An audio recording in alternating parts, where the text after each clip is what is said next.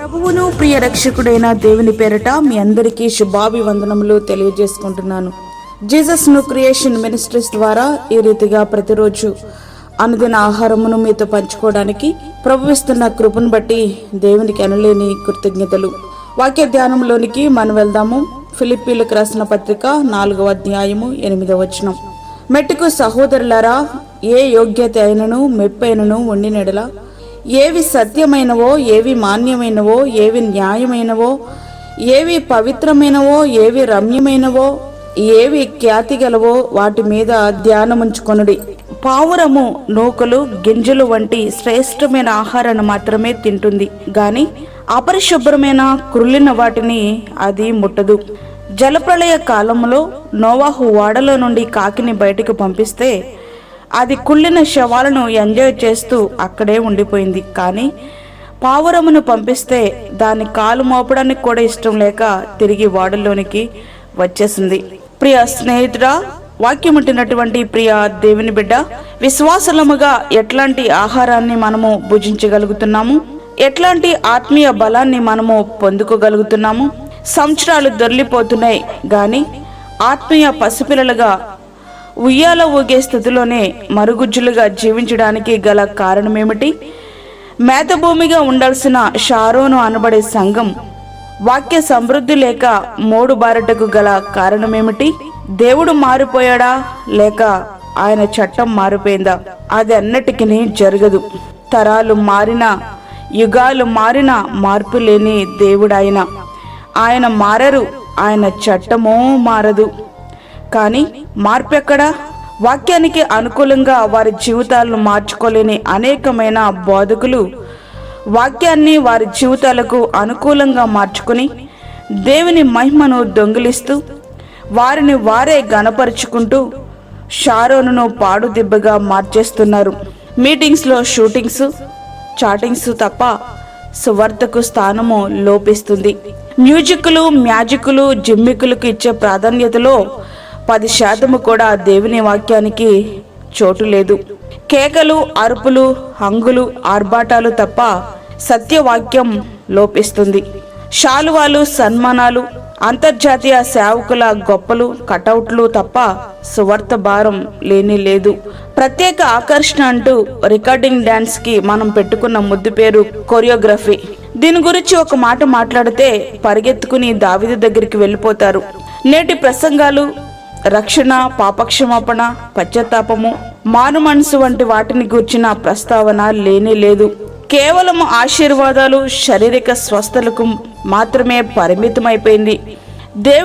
దేవుని వాక్యాన్ని వారి వ్యాపారంలో ఒక పెట్టుబడిగా మార్చేసిన వారు కోకొల్లలుగా మనకు కనబడట్లేదా? ఆత్మల పట్ల భారం లేక వారికి ఇవ్వబడిన సమయాన్ని ఎవరో వారికి నచ్చని వ్యక్తుల కొరకు ఖర్చు చేసి కక్ష తీర్చుకునే బోధకులు అనేక మంది ఉన్నారు. ఇట్లా చెప్పుకుంటూ పోతే లెక్కలేనన్ని. అయితే వీటన్నిటినీ ప్రక్కన పెట్టుకుని పరిశుద్ధ గ్రంథం తెరిచి భూతద్దం పెట్టుకుని వెతికినా గాని వీటిలో మచ్చుకు ఒకటేనను మనకు కనబడదు. మరి ఈ పోకడ ఎందుకో? అది అర్థం కాని, సమాధానం లేని ప్రశ్న. కాలాలు మారాయి కదా అంటారా? అయితే కావచ్చు. ఆ కాలాలను నిర్ణయించిన దేవుడు గాని ఆయన వాక్యము గాని మార్పు లేదు అనడాన్ని మనం స్పష్టంగా అర్థం చేసుకోవచ్చు. చిన్న సమస్యను సహితం తట్టుకోలేకపోతున్నాం. దానికి కారణం ఏమిటి? శారీరకంగా బలవంతులైనప్పటికీ ఆత్మీయంగా మాత్రం బలహీనులం. సరైన ఆత్మీయ ఆహారం తీసుకోకపోవడం వలన అంతరంగ పురుషుడు బక్కచిక్కిపోతున్నాడు. తద్వారా సాతాను సృష్టించే సమస్యలకు తట్టుకోలేడు. వాక్యం అనే జీవాహారము ద్వారా ఆత్మను బలపరచాలి.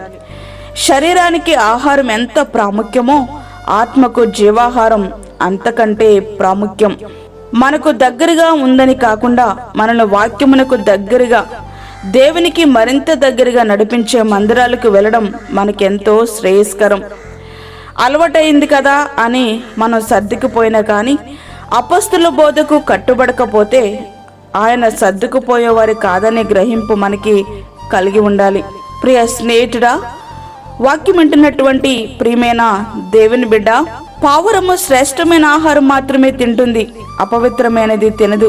అట్లనే అబద్ధ బోధల వైపు ఆకర్షితులము కాకుండా బెరియ సంఘస్థుల వలె వాక్యాన్ని పరిశీలించి వాక్యానుసారంగా మనము జీవించగలగాలి. జీవవాక్యం మన నడకను శుద్ధిపరుస్తుంది. కీర్తనల గ్రంథము 119వ కీర్తన 9వ వచనం. జీవవాక్యం నిన్ను వెలిగిస్తుంది. 119వ కీర్తన 105వ వచనం. వాక్యము నిన్ను బ్రతికిస్తుంది. 119వ కీర్తన 50వ వచనం. వాక్యము నిన్ను నిత్య రాజ్యానికి చేరుస్తుంది. జీవవాక్యాన్ని మనము భుజిద్దాం, శ్రేష్టమైన ఆహారాన్ని తిందాం, బలవంతులు అవుదాం, సాతానును ఎదిరించి నిత్య రాజ్యానికి మనం చేరుదాం. అట్టి కృపా ధన్యత ప్రభు మనకి అనుగ్రహించునుగాక. ఆమేన్. వాక్యం విన్న ప్రియ దేవుని బిడ్డలారా, ప్రార్థనలో ఏకీభవించండి. పరిశుద్ధుడైన తండ్రి, ప్రేమగల యేసు ప్రభువా, అమూల్యమైన శ్రేష్టమైన మరి యొక్క దినము మా జీవితంలో మీరు అనుగ్రహించారు. నీకు వందనాలు. ఈ దినమంతటికి కావలసినటువంటి నీ కృపను మాకు సమృద్ధిగా దయచేయండి ప్రభువా. ప్రతి విధమైన శోధన, కీడు, ప్రమాదము, తెగుల నుండి మీరు మమ్మల్ని కాపాడండి. బయటికి వెళ్తున్నప్పుడు, లోనికి వస్తున్నప్పుడు నీ సన్నిధిని మాకు తోడుగా ఉంచండి ప్రభువా. బలహీనులను, చంటి బిడ్డలను, వృద్ధులను మీరు జ్ఞాపకం చేసుకోనండి. హాస్పిటల్లో ట్రీట్మెంట్ తీసుకుంటున్న రోగులను మీరు జ్ఞాపకం చేసుకోనండి ప్రభువా. వారికి స్వస్థతను, ఆత్మరక్షణను మీరు అనుగ్రహించండి. అదేవిధంగా దూరదేశంలో ఉండి ప్రార్థనలో ఏకీభవిస్తున్న నీ బిడ్డలకు కావలసిన సమృద్ధి అయిన జీవమును మీరు దయచేయండి. వారికి కావలసిన నీ కృపను సమృద్ధిగా మీరు అనుగ్రహించండి. ఇదినమంతటికీ కావలసినటువంటి నీ సన్నిధి, నీ కృప, నీ భద్రత మా అందరి కుటుంబాల చుట్టూ ఉంచండి. నీ యొక్క ఆత్మ చేత మమ్మల్ని బలపరిచి నడిపించమని, శ్రేష్టమైన ఆహారం భుజించేవారుగా మీరు మమ్మల్ని సిద్ధపరచమని, మాకు కాదు యెహోవా, మాకు కాదు, సమస్త మహిమ ప్రభావములు మీకే ఆరోపించుకుంటూ యేసు పరిశుద్ధ నామమున అడిగి వేడుకుంటున్నాము తండ్రి.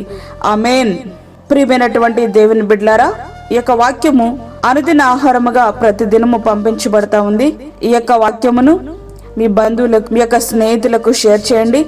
దేవుని పనిలో మీరు కూడా పాలుభాగస్తులు కండి. అదేవిధంగా మీ ప్రార్థన అవసరతలు మాకు తెలియచేయండి. మా ఫోన్ నంబర్ 9177377559. దేవుడు మిమ్మును, మీ కుటుంబమును దీవించునుగాక. ఆమేన్. దేవుని సేవలో మీ సహోదరి అన్నామణి సాల్మన్.